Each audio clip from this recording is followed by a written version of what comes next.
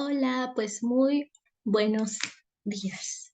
Vamos a empezar con el tema de hoy que se llama espacios y lugares en la historia. En la historia, pues se refiere a las historias de los cuentos, ¿verdad? De las narraciones literarias infantiles. Estamos en la asignatura de lengua materna, cuarto grado. Vamos a dar comienzo. Aprendizajes esperados. Nuestros aprendizajes esperados. Lee narraciones de la tradición literaria infantil. Recordemos que el cuento pertenece al género literario de la narración y aquí pues vamos a aprender a identificar cada una de esas narraciones para que nosotros sepamos identificar cuando se está hablando de un cuento, qué tipo de cuentos, qué tipo de personajes, cuál es el contexto de esos cuentos. Nuestras preguntas. ¿Sabes qué es un escenario? ¿Puedes saber cuál será el escenario de un cuento con ver quiénes serán los personajes? Bueno, pues el escenario de un cuento es el tiempo y el lugar en que sucede. Los autores a menudo pues usan descripciones del paisaje, edificios, estaciones o clima incluso para proporcionar un fuerte sentido del entorno.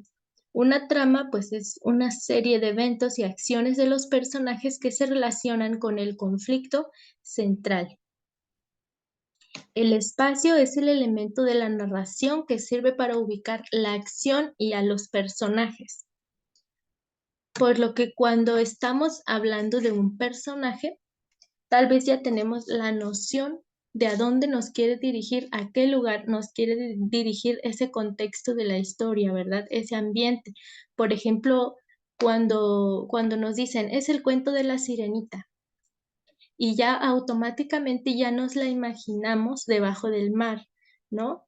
O a veces, pues, ay, es la sirenita con el príncipe y su hija Melody. Entonces ya tenemos pensado que es en un castillo, ¿no? Como lo es. A ver, dice, dime quién es el personaje y te diré dónde vive. El ejemplo que viene a continuación, pues está muy sencillo, ¿verdad? Porque lo acabo de decir y va a ser muy fácil de que descifren y descubren de quién se trata y en qué lugar vive. Aquí está. Cuando les hice la pregunta del personaje de la sirenita, ¿cómo se la imaginaron? ¿Debajo del mar o en el castillo? Aquí estamos viendo dos escenarios en el mismo cuento, ¿verdad? Pero pues forma parte de una narración muy bonita, ¿verdad? De un cuento muy bonito y pues acá hay muchos contextos ambientales, hay demasiados escenarios en ese cuento y nosotros pues estamos viendo acá el contexto de la sirenita, ¿verdad? Su escenario. Recuerden que esto pues sirve para ubicar la acción y a los personajes. Vamos con otro ejemplo, pero ustedes lo responden.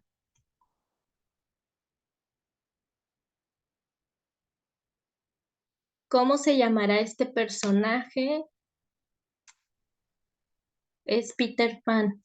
Entonces, aquí estamos viendo un contexto muy bonito, ¿verdad? Un escenario muy bonito, se parece como a un bosque mágico, miren cómo está el agua, aquí está cayendo una cascada, aquí está un barco de los piratas, los niños, y aquí va el pirata, ¿no? Aquí vamos dándonos cuenta de cómo los espacios y los escenarios van a influir para la interpretación que le vamos a dar a esa narración, ¿no? Para que la narración sea muchísimo más entendible y tenga un sentido pues más profundo de lo que pues nos queremos enterar de lo que va a tratar ese cuento, ¿no? Por ejemplo, pues aquí está Peter Pan y ya con saber que ese personaje es Peter Pan, tal vez nosotros ya tenemos pues muy bien establecido de qué escenario se está hablando, ¿no?